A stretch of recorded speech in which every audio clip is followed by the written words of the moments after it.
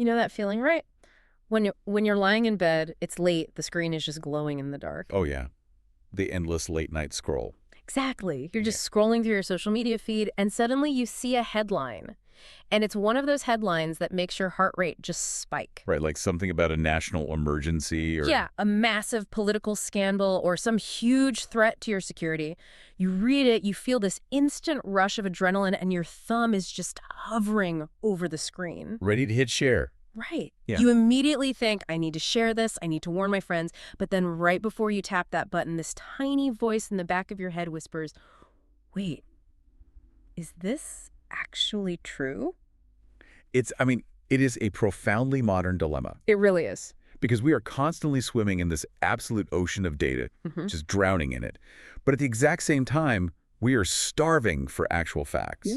And that gap, between the sheer volume of information we consume every single day and the verifiable accuracy of that information, it's creating this unique, really escalating kind of societal stress. Yeah, and if you want to see the pure mathematics of how this actually happens, you have to look at a high-stakes environment. You need a pressure cooker. Exactly. And we have one. So today's deep dive is into a really fascinating recent preprint study out of Nigeria. Which is a perfect laboratory for this. It is. Heading into their highly volatile 2023 election cycle, it gave researchers this incredible real-time view to track this phenomenon. So we are going on a mission today. Uncovering the hidden machinery of fake news. That's the goal.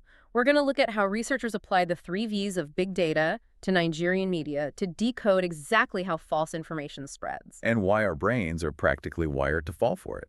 Yes, and most importantly, what happens to a nation's sense of unity when its citizens are just constantly bombarded with algorithmic lies? Okay, let's unpack this, because before we can really look at the data of how this stuff spreads, we have to understand what we are actually tracking. Right, because the term fake news is, well, it's too broad. It's basically just a buzzword now. It turns out not all fake news is created equal. No, not at all. If we want to understand this clinically, we really have to move past that catch-all term.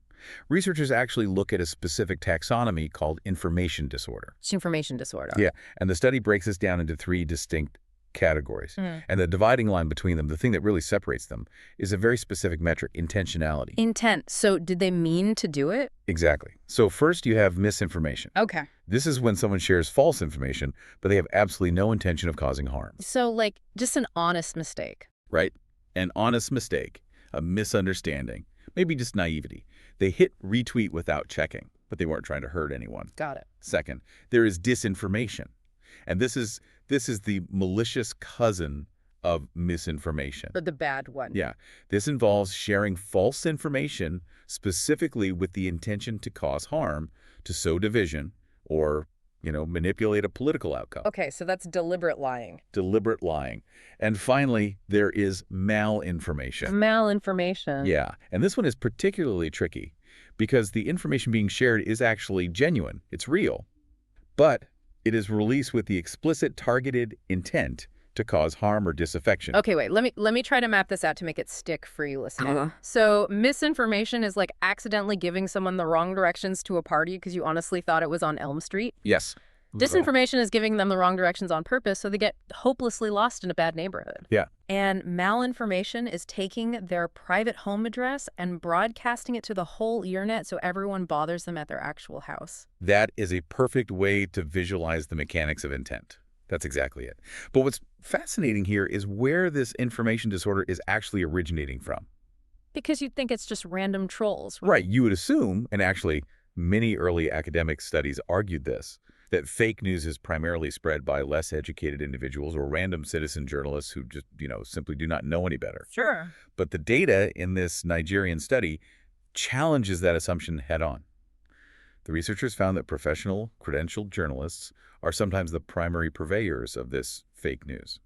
Which, that feels completely counterintuitive. They literally go to school for this. I know. They have professional associations with strict rules against making things up. They do. In fact, the Nigerian Union of Journalists in NJ actually has a 15-point code of ethics. Yeah. And the second point explicitly requires factual, accurate balance, and fair reporting. It strictly mandates that journalists refrain from publishing this leading information. But they're doing it anyway. Yes. Despite these professional guardrails, the data shows mainstream media outlets frequently throwing accuracy and fairness completely out the window. Why?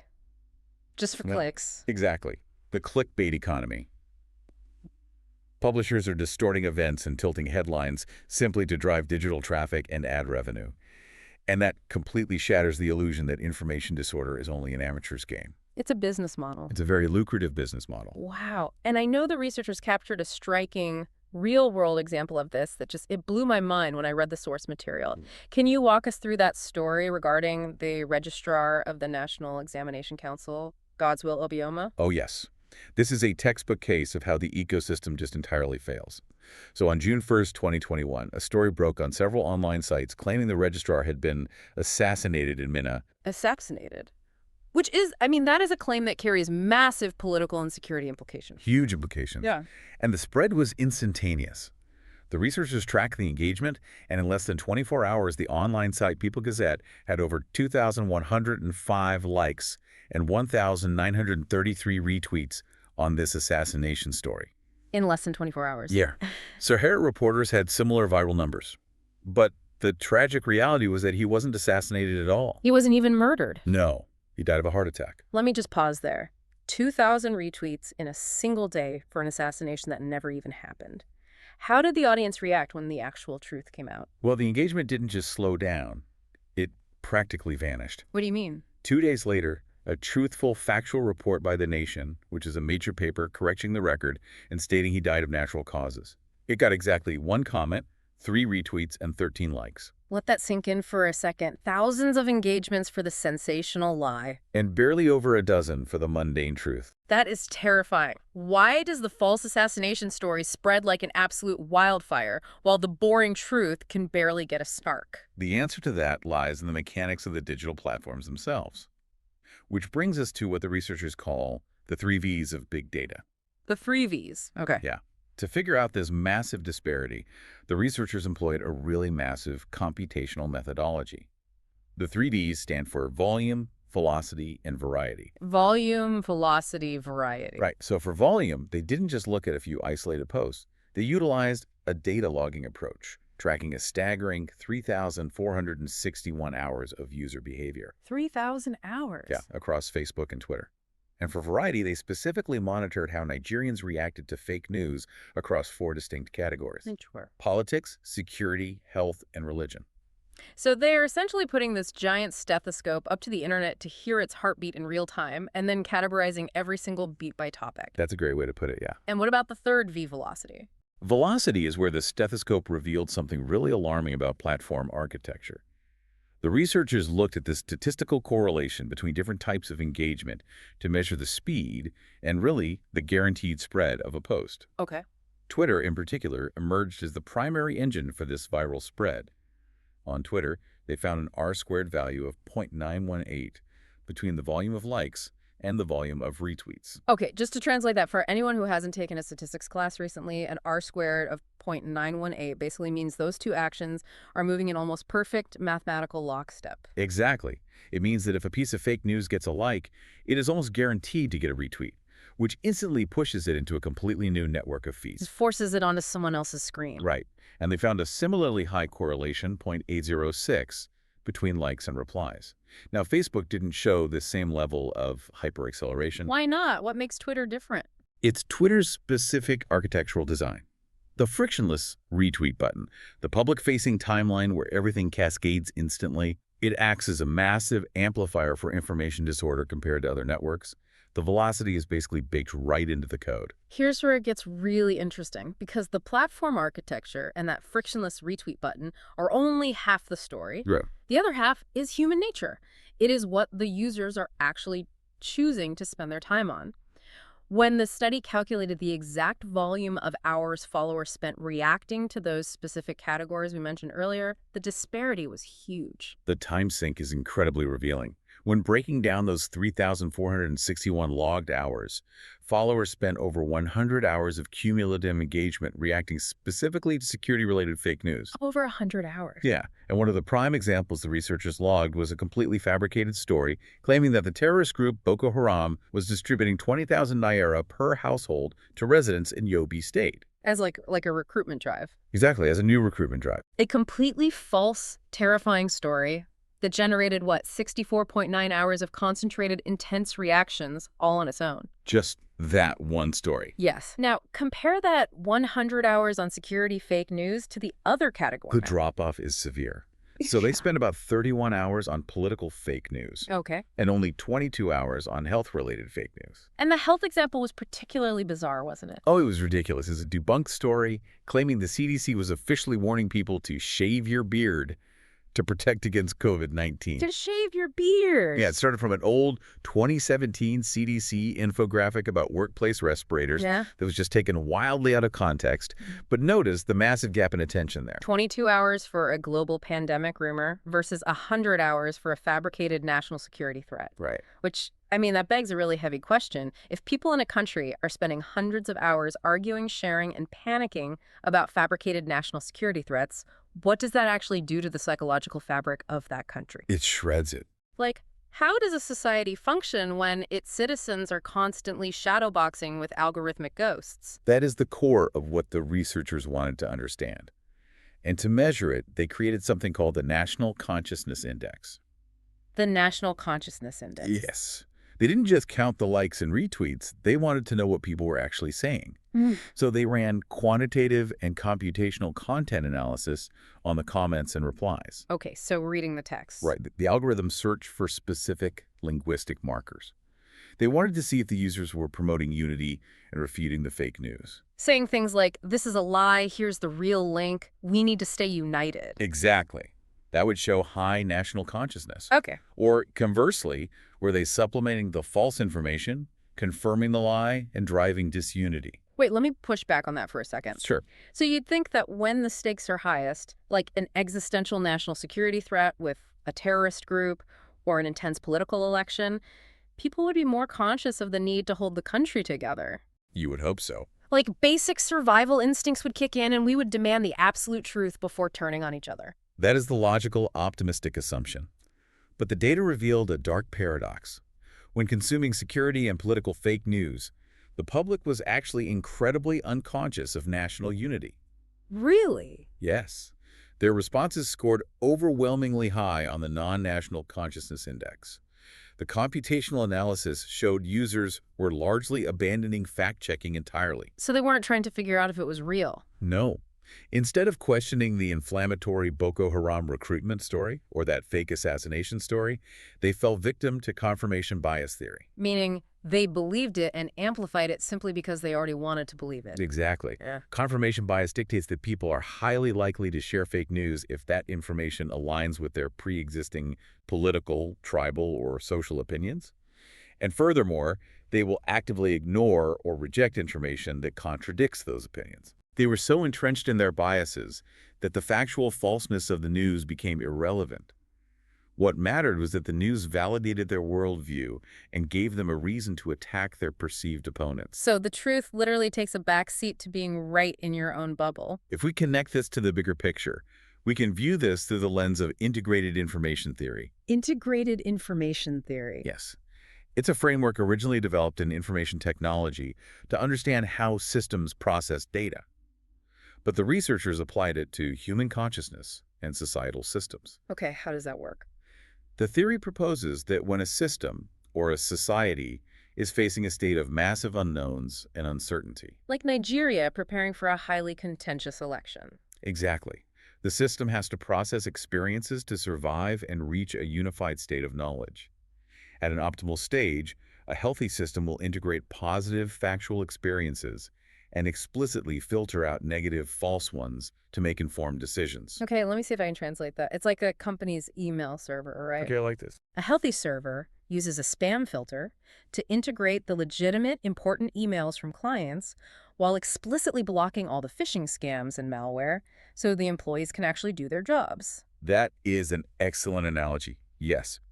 But what the researchers found is that driven by confirmation bias and accelerated by platform algorithms designed to reward outrage, citizens are essentially reprogramming their own spam filters to do the exact opposite. Oh, man. They are actively whitelisting the malware, They're internalizing the negative, false experiences, and they are moving the factual corrections straight to the trash bin. Which explains the 13 likes on the true story. Exactly.